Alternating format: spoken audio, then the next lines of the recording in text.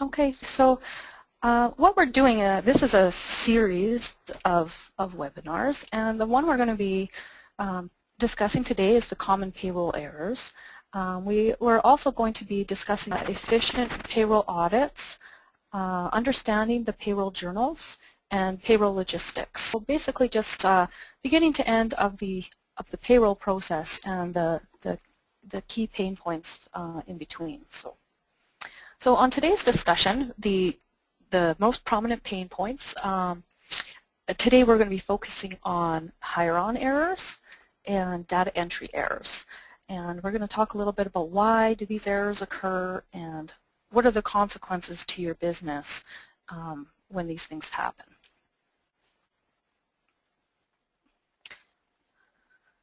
Okay, so I want to start by talking a little bit about the overall process so that you can have a little bit of an understanding about why we're focusing in on these two areas today.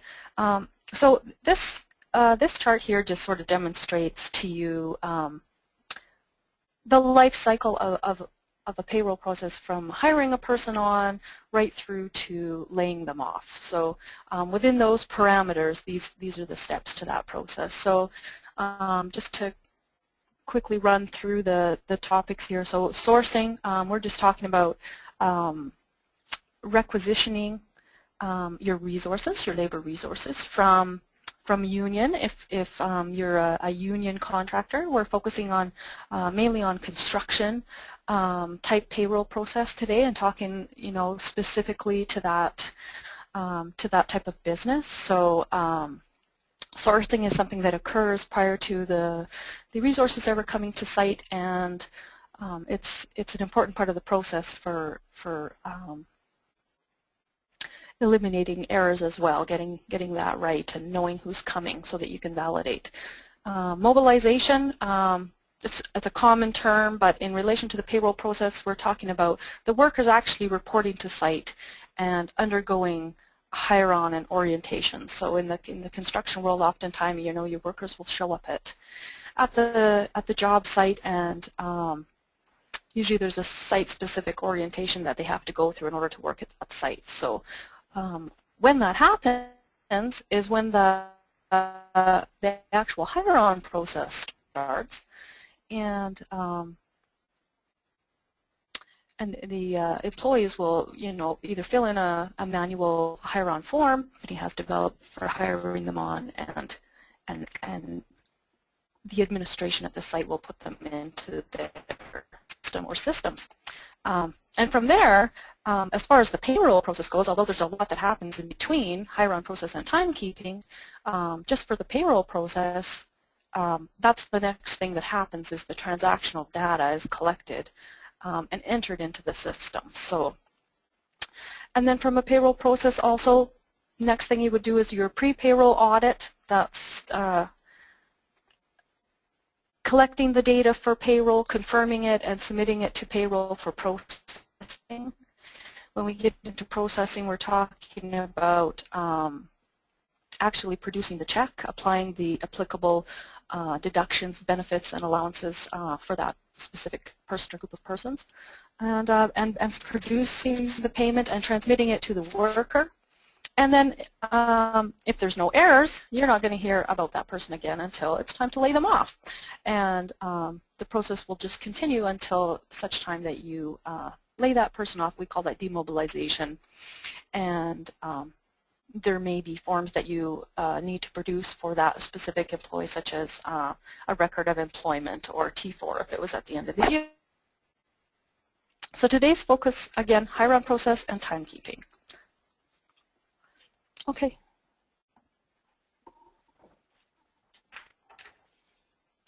We're going to do a poll question at this point. We just want to get a little bit of feedback as to the types of, at what stage in the process do most errors occur within your organization. So if you want to just read the question there, reread the question, make sure you see it on your screen there, and yeah, just pick one. So from what you know today, Where do the errors occur? Is it during the hire-on process?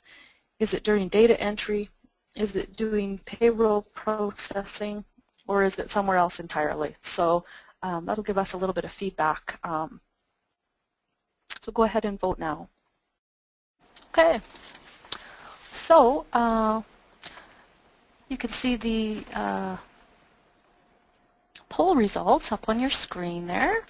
And so we have 14% during the hire-on process and 86% of errors showing during data entry, and that's very common. Great. Thank you for your input. Okay, so when we talk about payroll errors, we're going to talk about, well, what's the root cause? Why do payroll errors happen?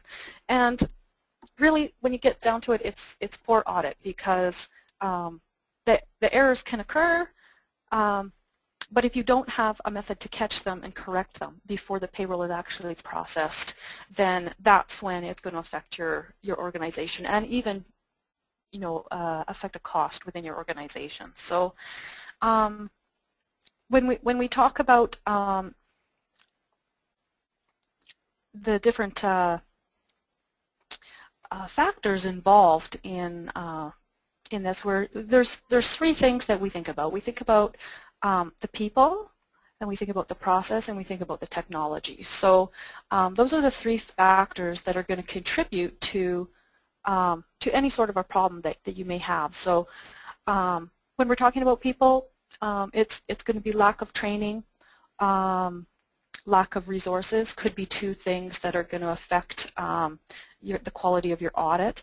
As far as process goes, lack of efficient processes. I mean, that's going to affect the result and outcome and how many errors you have. And then when you look at technology, either having a lack of technology, and so that might mean you're doing your pre-payroll or your timekeeping on Excel or something like that. It's sort of that, you know, be defined as a lack of technology, or just poor setup of the technology. It was put in place and maybe it wasn't implemented properly, and now you're sitting in a situation where you're not being able to utilize its features to your best advantage. So we're going to keep these things in mind as we're going through and talking a little bit more detail about the types of errors that are created. So in the hire-on process, when we look at what happens outside of the admin office, of course the workers arrive to site, they complete their orientation and sign-on, and they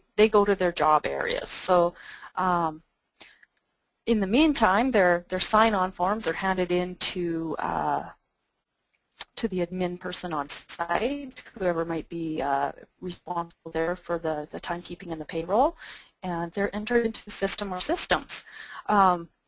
Right from the get-go, if there's multiple systems, it's going to add to the complexity, and if you don't have proper integrations in place between systems and you're actually entering an employee into two different systems manually, of course that's going to be the first place that an error can occur. So let's just talk a little bit about the nature of the hire-on process. So and why this is a factor to errors. Surprisingly, a lot of errors do occur before the data is even entered. So you don't find out about it until the checks are run and the men receive their pay, but some of the errors can actually be stemmed back to the hire-on process. So the man-up period, that's when the construction project is hiring its labor force. Usually during mobilization, there's many new workers per day for consecutive days until the crews are at full force. And then the workers are filtered through the hire-on process quickly so they can soon become productive. So, you know, if the job, they want to get the job going and they want to get some production happening, and they want to move them through that orientation process as fast as possible. So just the nature of that makes, you know, the being under pressure with time restraints, those are characteristics for errors to occur. So that's a little insight into why some of these things happen. So now we're going to talk about hire-on errors a little bit, the specific causes and effects. Let's just go through the causes. So, and these causes are at a high level. So this is not necessarily the really detailed errors that occur, but this is at a little bit higher level summarizing the errors that occur. So number one, missing information. So now if there's a field missing on the hire-on form, you could say, well, the person that was signing on, they made the error by not filling in the blank, but you can also say, well, it wasn't reviewed properly for blanks before it was submitted. So both factors can affect that. So, and then a lot of times it's the forms are illegible. So a person will fill in the form, and if these are filled in by hand, and in the construction industry very often they are. Things right from the pen not working properly to a guy just having real chicken scratch for writing can affect how well those forms are read. I think the most common, as far as being illegibility goes, the most common thing that gets messed up is a postal code or the spelling of a name, because someone's handwriting is atrocious. So, and then another cause for hire-on errors is when rehire changes not identified. So what I mean by that is, especially in a union environment where you're hiring tradesmen, you're going from job to job, and they're getting laid off in between jobs. So they're in your payroll system because they've been there 20 times before, and you rehire them for the current job, and their address has changed since the last time they were on your job site, or they are multi-ticketed, and now they're hiring onto your job site as a pipe fitter when they were hired on as a boilermaker the last time they were there. So we tend to get complacent with people that are there all the time. So that's often what happens. A lack of training or experience, complacency, all those factors are in effect. So you have a new timekeeper at site, a new admin, and they're just not up to speed on doing hire-ons yet. They miss a field, or they put a field into the wrong spot. They put information into the wrong spot in the system. So, and then poor system setup. I mean, that is a very large factor to these types of errors. Whether it be the screen setup, or there's just too many screens, too many fields that don't need to be filled in, and things get left. So now the effects of all these things, data entry delay, so they can't start entering the information because they're missing a field and they can't complete that. The time spent resolving illegible or incomplete forms. So if your site admin has to call in a foreman and say, Joe Blow on this crew, I can't hire him into the system because I can't read his name or his SIN number. Now the foreman has to take time to go up and find the guy, fill in the blank, and return the information back to the administrator. So that can waste a lot of time.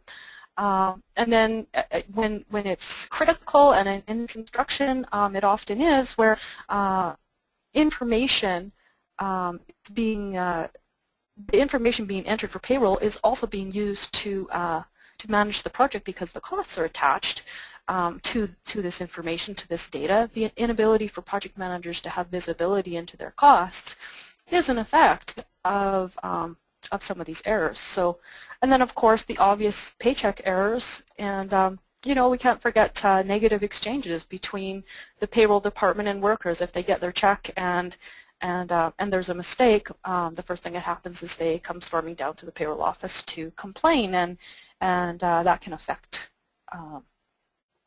and create these negative exchanges, which makes everybody's job more stressful. So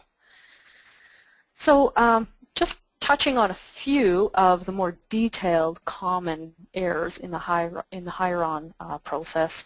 Of course, there's probably many more. I'm just highlighting a few of them just so you get sort of an idea on what sort of things go wrong, and also depending on your system setup, what you use.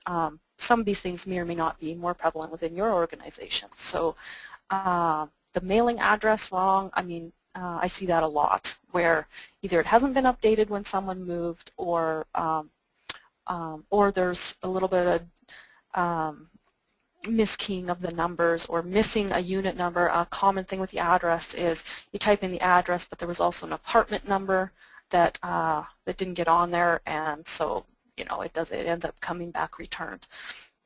Wrong resource class, and what I mean by resource class is what are you? This happens more often with apprentices.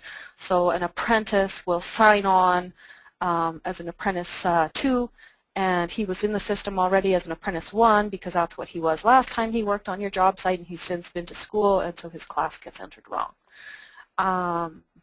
Or the wrong trade or union.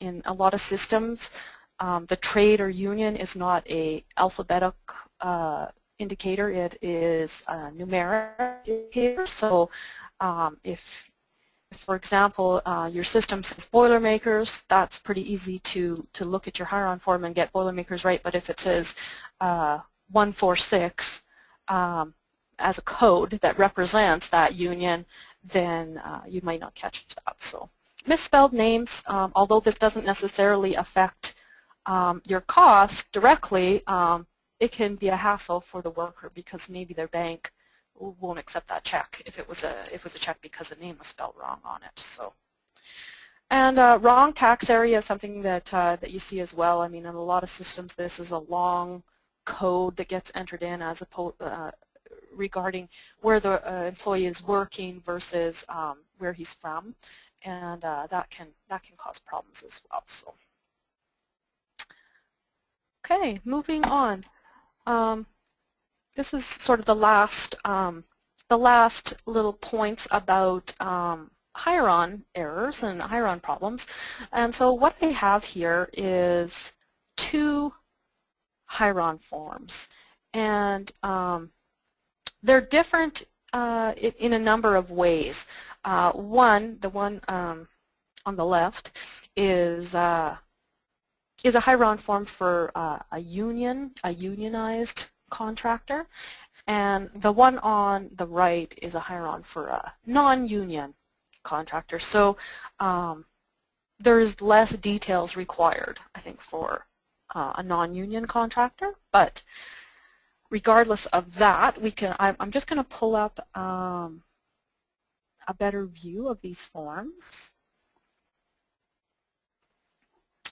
So bear with me here while I bring that up. Okay.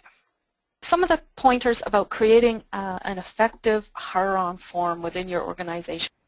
Well, it's good. It's a quick way to identify an employee, and job site is relative information, just informational that you can collect about that person, which is just useful information for you. So the other thing about this one here is that if you see, the different areas of the form are clearly split up. So you have your personal information, and then you have your union information, and you have your emergency information, and you have specifics about what to do with your final check. And this of course, in this example, obviously this contractor pays with an actual physical paycheck. And of course, we know that these days there's a lot of contractors that are paying with direct deposit. So this is relevant to those companies that still pay by paycheck. But the other form, you can see it's kind of a jumble of fields. There's no clear definition between personal information and otherwise. In fact, this form doesn't even have a place for the worker to put in the trade that he is. So already when a site person gets this form, they need to ask questions or they need to look up that information somewhere else. So this one has a lot of missing information, whereas this one over here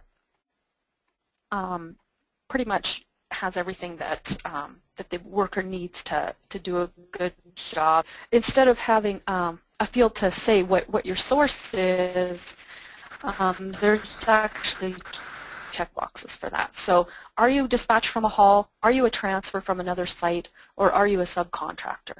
And what is your level of pay? So while your trade might be any number of trades that you are, you're going to still fit within journeyman or supervision, or in the case of other, you could fill it in. So it just makes less errors on this form. So what we find often is that the workers that are working in Alberta and they live in Ontario or some other province, and while they're here, they want their checks mailed to where they're staying. But when they're laid off, they may want their check sent to a different address. That actually saves a lot of phone calls to the payroll office when a layoff happens. So in my experience, when the site lays off, then it's not uncommon for there to be just a flurry of phone calls with the workers asking the payroll if they can do, send their check here or do something special for them because of a specific circumstance. So we're trying to eliminate those phone calls that are going to cut into to your payroll person's time.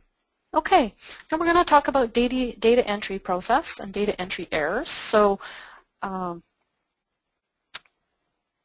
going with data entry, now we're going to look at just sort of the overall process, and then what's the this is not consistent across all construction companies because a lot of companies have variate still. I think it's fair to say the timesheets are created by the foreman on bigger jobs and submitted to a clerk or a timekeeper to enter. So they're created by the foreman, and then the timesheet's received and validated by whoever's going to be doing the data entry. And then at that point, the source data is entered into the system or systems, hopefully just system. And then it's audited and finalized for reporting and for payroll processing. So sort of in a condensed nutshell, that's what happens in the payroll process or in the data entry process. So, and what's the nature of this process? What happens when this is going on? Well, it's usually happening under strict time restraints to meet the project management reporting deadlines. And oftentimes the environment that this information is being keyed is disruptive, noisy. People coming in and out of, say, a trailer or wherever it is that they've set up the admin staff if it's being entered on site. And factors are changing daily, including adding new scopes of work that they need to get coding for, crews being changed around, resources being added and taken away. So same with the hire-on process, it's carried out under pressure with time restraints. So again, key characteristics for errors to occur. So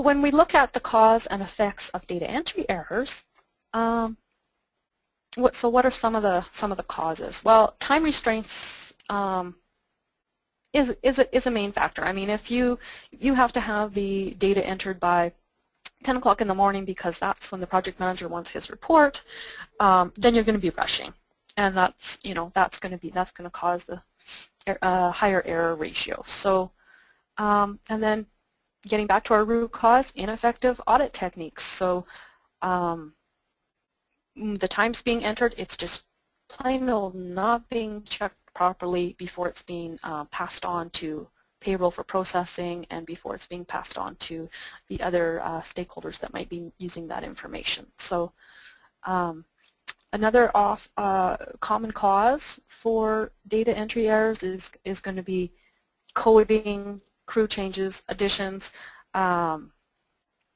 missing coding. So you can't finish keying the timesheets because you're waiting for a client purchase order and it hasn't come in yet, but you have to get your information into the system. So some of those things can cause errors, and maybe they have a temporary number that they put that time to and they forget to back it out, or a variety of situations occur that your admin staff are doing what they can to get the information in with holdups that might be beyond their control. So, and then a lack of effective exception reporting. So exception reporting is when you design a report that's going to tell you something is out of the ordinary. So it's my belief that having effective exception reporting is key to having good audit process. So that can be a cause of, if the only report you have to audit your timekeeping is something that is 100 pages long and it's got a bunch of information that's not relevant to the audit and it's hard to read and your eye has to go back and forth between, the totals to compare it to the source data, that's not an effective audit. So. And so some of the effects of these errors, of course, errors and omissions, time restraints, the errors happen or things are missed.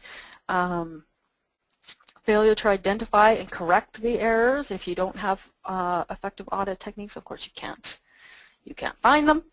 And a lot of times you'll end up with issue timesheets. So you'll end up with a pile of timesheets sitting at site that are held up and the costs are not captured because of some circumstance that they can't be finished. So those costs that are sitting on the side because they can't be finished, of course, it's holding up payroll, it's holding up the project managers making effective decisions based on knowing the cost of that information. So. And paycheck errors, which, as we know, paycheck errors can lead to grievances in a union situation, or just bad reputation for your company if you're always screwing up the paychecks for the people. So. Okay, so let's just go down to a little bit more detail, common errors in data entry. So the things that I've selected here, of course, there's a lot of other things that can go wrong. I've kind of chose to highlight sort of some of the most common ones. This is going to vary from contractor to contractor, and so take the information and compare it to what your specific situation is. Wrong employee selected, a lot of times that happens. Incorrect allocation of cost codes, account codes, whatever your coding structure is, picking the wrong one is a very common data entry error. Missing hours or too many hours for a single resource across multiple timesheets. So what that means is Joe Blow is on 3 timesheets because he got moved around that day in his crews. And the foreman, when they did their timesheets, maybe they didn't communicate well enough. Okay, I have Joe Blow for 3 hours and you have Joe Blow for 5 hours, and someone else is going to pick up the balance of his day. So those types of communications are very common, and you can either, their time is split across timesheets or across foremen.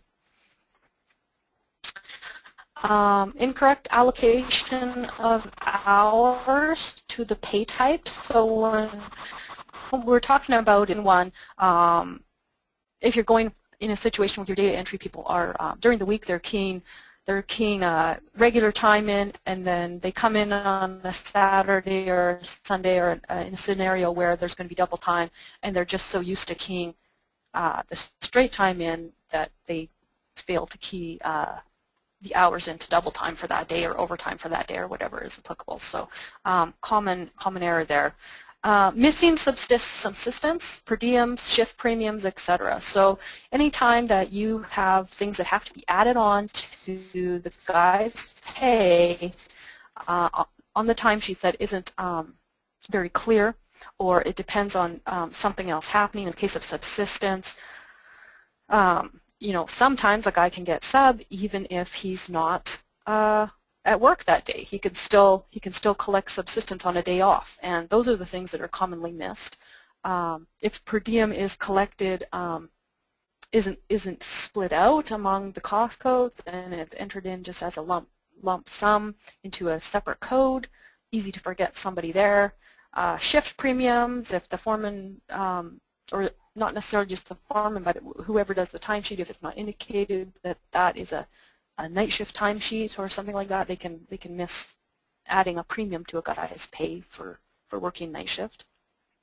Of course, wrong resource classification. So classic example being, you know, the foreman has a dentist appointment, and so one of the journeymen steps up in that situation to be the foreman for the day, and so his resource classification will go from journeyman to foreman for that one day, and those are the types of things that get missed a lot.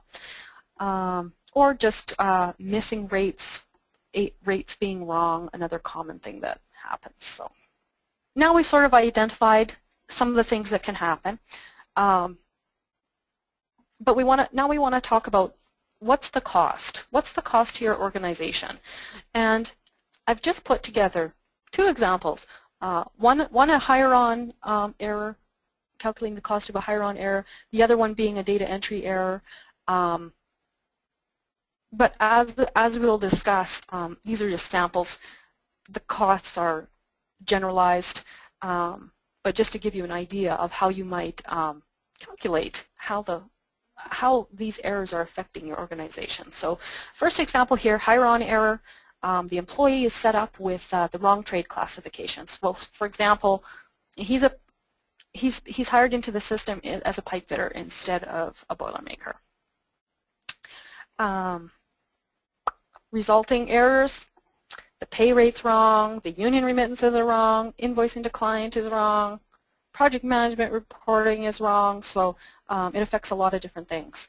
How can you calculate a cost for that? Well, if it takes you 3 hours to back out and create adjustment entries and fix all the different things that maybe affected the union remittances, the invoicing, the project management reports, at an average burdened cost of $45 an hour, that might cost you $135 per instance within your organization. Of course, across organizations that might be more, that might be less. But if it occurs, to coming out of your bottom line. So an example now for data entry, missing hours on a paycheck, for example. So the guy was paid 38 hours. He should have been paid 40 hours for the week. So not only is his paycheck wrong, but there's lost productivity because now he has to come down to the admin office and identify that error. The invoicing might be wrong if it's gone out in the meantime. The project management reporting might be wrong, and of course the confidence overall in the ability to produce high quality information is affected. So by the time you fix all that with your data entry, and of course the specifics around how you fix it are going to be different for every organization, but if all these things that are affected take a total of 6 hours from various people's involvement to fix at an average rate of $45 an hour, and that's a burden. That's not just a pay rate, that's a burden cost, including everything that employee is costing you. It could be as much as $270 an instance. And if that occurs 100 times a year, that's $27,000. That's quite a lot of money. That could buy something nice for your office, or become margin for your company, or whatever. So and somebody would say, well, 100 times per year, that sounds like a lot, but if you're a construction company and you have crews working throughout the year, that's only 3 times the pay. So, so every week, if you're doing your payroll weekly and you get 3 people that have an error on their check in that week out of, you know, a crew of 500, then 100 times a year can come around pretty quickly. So,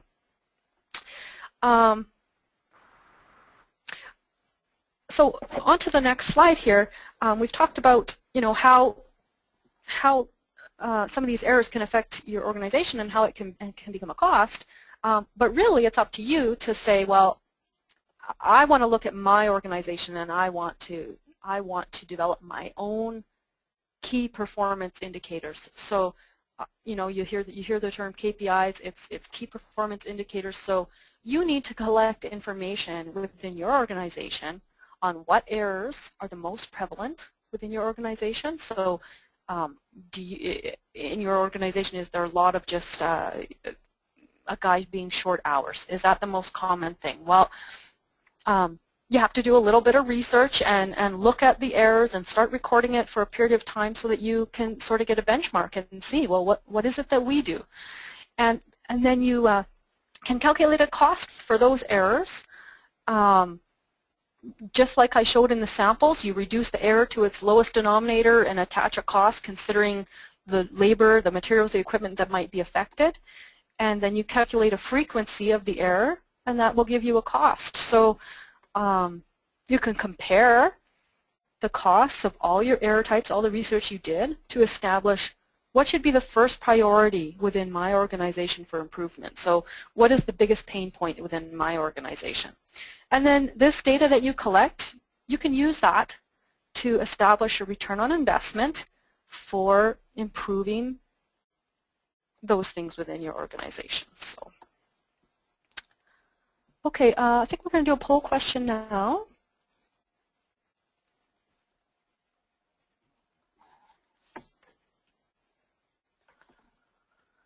Okay, so hopefully everyone can see the poll question.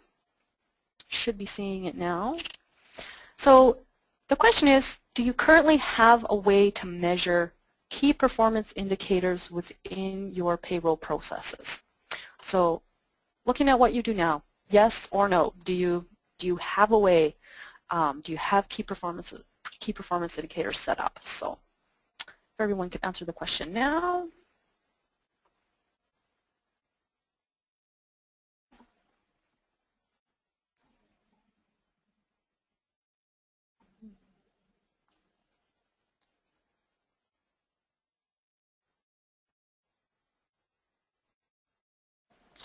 Okay, we have our poll results, and it's a resounding no. So that's very common. That's very common in the industry, that people don't know where the root cause of their errors are. So yeah, a lot of times you don't know, but you know you're not catching them. So now we'll quickly talk about, we don't have very much time left here. I'm really chatty. So I'm just going to quickly go through some solutions. And going back to the people processing technology, I have a few solutions for each area. So, and these are just overall suggestions for the company as a whole. You know, if your timekeeper is entering time for 600 people, they're constantly not meeting the deadline and they're constantly making a lot of errors, well, that might be an indicator to you that you need another person in there. Ensure that the data entry staff have technological tools available to them. So you might have something great that you use in head office to assist you in the work you do, but you just haven't made that available to your field employees. And you know, a lot of companies make that mistake. But giving them the things that you've invested in to use is valuable. Provide training and support. So I mean, we all know that in the construction industry things are fast moving and there isn't a lot of time to spend training a person before you send them out into the field. But that is an invaluable investment to train them. So, and if you don't have time to train them, make sure you have training documentation that's available to them to look at and reference when they're out on site and they can't phone in and ask. And plan for downtimes. If you have the same timekeeper that's going full force all year and never gets a break, you're going to see the errors rise. Okay, process. So here's some process things to look at. Ensure that your audit processes include multiple checks and balances from the source data to the electronic data. So if you want to have total hours, total manpower, things like that that you can compare to make sure you have everything. Create process to ensure that there's written management approval for rate changes and new resource classes. You don't want people making decisions to add stuff like that. That always ends up being wrong down the road. Whenever possible, have a buddy system for auditing data. We've found that works quite well. So if you have 2 time entry clerks, have them switch off their work to do their audit so they're looking at someone else's work. We found that that you can point out a lot of errors easier that way. And teach them how to audit effectively. So example, make sure you're looking for something specific. If you're just going through an audit report and you're not looking for something specific, you're not going to find something specific. Create a process for managing transfers, layoff. A lot of times there's payroll errors because a person gets lost in the shuffle between job sites or being on hold or laid off. So maintain an issues log to capture pay exceptions and validate the missing hours in payroll. So if Joe Blow left early one day, mark that down. He left early. On this day, he's going to be short 2 hours, and that's okay, so that when you're doing your payroll audit, you can refer to that and know that, no, he's not missing, and I don't have to go back and check his timesheets for the 3rd time. I can just look at my issues log and say, yeah, that's correct. Those hours are right. Now, for technology, make your terminologies consistent across systems. So if you have one, if the timesheet says straight time, overtime, double time, and in your system, your data entry people have to change that around to be 1, 2, and 3. Just the brain making that switch can often cause errors. So create useful reporting. So if you have it, you've spent a lot of money on a piece of technology, but you haven't built out effective reporting in that system, basically you've wasted your money, right? Patience. And a lot of times that's just because of not rolling out something properly, or it's not being finished, being implemented within your organization. You end up having a plan for a temporary duplicate entry, and then that integration never happens. Well, it's worth your money to get that done. And invest in functionally rich software. So give your people quality products that they can do good audits on, and of course you're going to see those. Since you can see whether or not that's going to be a good return on investment based on the errors that you're seeing now. So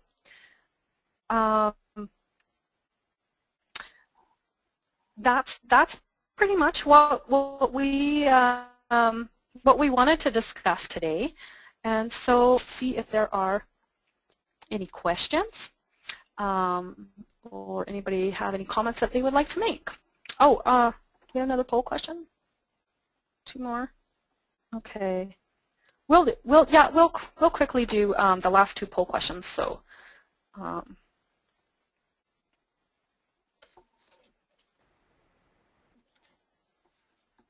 Okay, should be coming up on your screen at any moment here. So what combinations of software applications are relevant to your organization? So, none might apply, which is fine. Maybe, it's hard to get every combination. But basically, do you have a time entry system plus an accounting system with a payroll module? Do you have a time entry system plus an accounting system with an outsourced payroll solution such as ADP or one of those? Do you just have an accounting system with a payroll module and you don't have a time entry system? Or do you have an accounting system with a separate payroll system that's not just a module of your accounting system? Okay, great. Showing some results there. So 25% have a time entry system. 50% are using just an ERP with a payroll module included, and 25% with a separate payroll system. So that's really good information, and nice to know what some of your peers have as well. Now, I think we're going to have one more quick poll question here. Okay. Rate your satisfaction with your current payroll audit and payroll journal report. So this last one here, this is information that we're going to use for detail in our future series to know what's important to you. So with your current payroll audit, your current journal reports, the methodology you're using to eliminate errors, are you very satisfied, somewhat satisfied, could use improvements, or is it totally non-functional? So go ahead and answer whenever you're ready.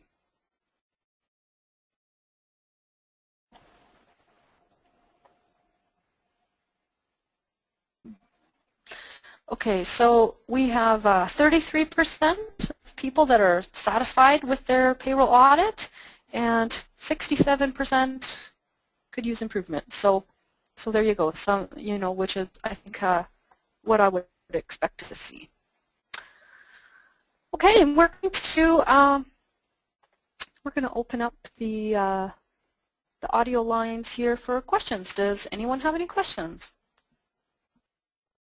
Yeah, so our first question is, you're discussing using KPIs, but no one per the poll is using them. Any suggestions on what KPIs have been successful when they have been successfully implemented?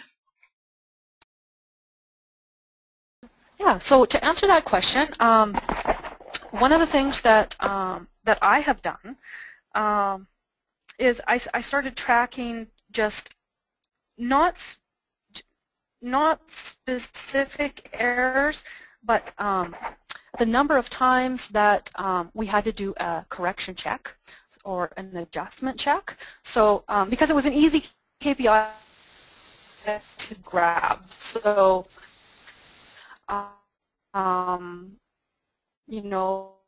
in that situation, after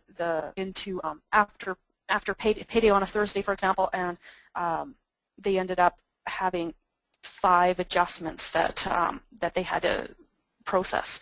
So I just started tracking those adjustments. How many adjustments, adjustment checks or adjustments had to occur after the payroll went through, and then I was graphing that by site and sending it back out to them. So I was saying, okay, well, this specific client site, well, and there's a specific admin team there, or admins, had which, of course, I mean, never they're going to be 20%, but it was more in the 3%, 5%, 1%, 0%. There was some.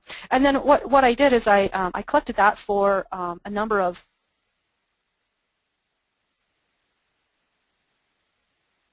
months. Error ratio overall was given, a prize. They were treated to a nice dinner out.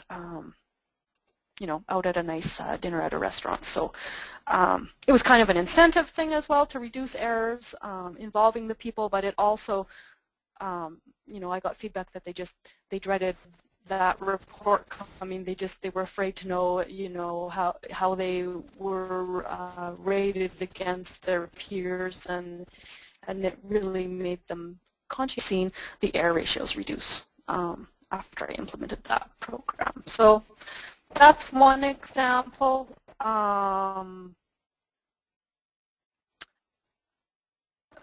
Provide additional information on KPIs and specific ones in the rest of our web series. So thanks for that question. Is there anybody else?